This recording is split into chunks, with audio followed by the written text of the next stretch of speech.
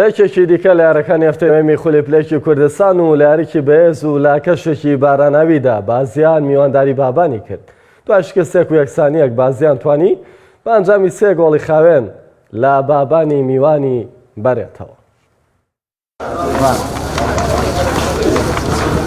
لە یەکێک لە یاریەکانی هەفتەی نوێمی خولی پلەیەکی کوردستان و لە کەشێکی باراناویدا بازیان میوانداری بابانی کرد. بازیان دەیویست لە نێو یاریگاوهاندەرانی خۆیدا سێخاڵی یاریەکە دەستەبەر بکات و قەرەبووی شکستێک و یەکسانێکی یاریەکانی ڕابردوو بکاتەوە. هەر بۆیە لە جەمی یەکەمی یاریەکەدا بازیان توانی لە خولەکی هەشتی یاریەکە و لە ڕێگەی یاریزان یادگاری براهیمەوە گۆڵی یەکەم تۆمار بکات. دوای ئەم گۆڵەش یاریزانانی بابان هەوڵی زۆریاندا ئەنجامەکە یەکسان بکەنەوە و چەندین هەلی گۆڵکردنیان لەدەستدا. لە خولەکی 24 یاریەکە و لە هێرشێکی پێچەوانەدا سامان شێرزاد یاریزانی یانەی بازیان گۆڵی دووەمی بۆیانەکەی تۆمار کرد و ئەو جێما بە 2 گۆڵ لە سوودی خاوەن ماڵ کۆتایی پێهات. لە جێمی دووەمی یاریەکەدا یاریزانانی هەردوویانە بە مەبەستی تۆمارکردنی گۆڵ هێرشەکانیان دەست پێ کردەوە، بەڵام گۆڵپارێزی هەردوویانە وستونی گۆڵ ڕێگر بوون لە تۆمارکردنی گۆڵ. تا ئەوەی لە خولەکی 68 یاریەکەدا بازیان توانی لە ڕێگەی یاریزان هەوراز حەمەخانەوە گۆڵی سێیەم تۆمار بکات.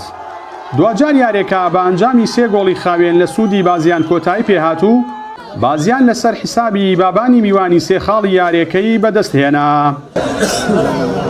بەداخەوە یعنی ئێمە بەڕاستی هاتووین بۆ بردننی سێخاڵەکە، بەڵام ئەمڕۆ بەڕاستی یاریزانەکان لە ئاستی پێویستان نەبوون لە مستەوای وەکو ئەوەی ئێو پلانانی ئێمە دامان نابوو بەڕاستی جێبەجێیان نەکریتر. خوای گەورەش هەروایە ینی مۆفەق دەکات جاریان مۆفەق نابی. پیرۆزبایی لە تیپی یانی بازیانی شەکەین ئینشەڵا لە مەرحەلەی داهاتووە هەوڵین ئەنجام و تیپەکە باشکەین و نەتیجە و ئەنجامەکان بەرەو پێشبەری. ئەوەی حقیقەت بەم یاریە دووڕێ لە بەر بوو، ڕێیەکی بەرە و شوێنێکی نادیارەتی برد کە منافسە یانی بابان. سێخاڵەکەش کە ڕێیەکەی دووەمە ئەتکاتە ململانەکان و شکر بۆ خواتوانیمان ئاست و بە شەهادەی هەموو لە کەتوانیمان وەک یاری وەک ئاست ئێمە لە یانی بابان ئەمڕۆ مۆفەق نەبوون، ئێمە مۆفەق بوون. شکر بۆ خواتوانیمان 3 گۆڵ ئەنجام بکەین. بۆ مەعاناتی بۆ هەموو مەعاناتی وا لەناو وەزعی فەریقمانە. بەم ئەنجامە و لە ئێستادا بازیان خاوەنی 14 خاڵ و 12 گۆڵە و لە پلەی شەشەمی یانە پلەیەکەکانی کوردستاندا ماوەتەوە.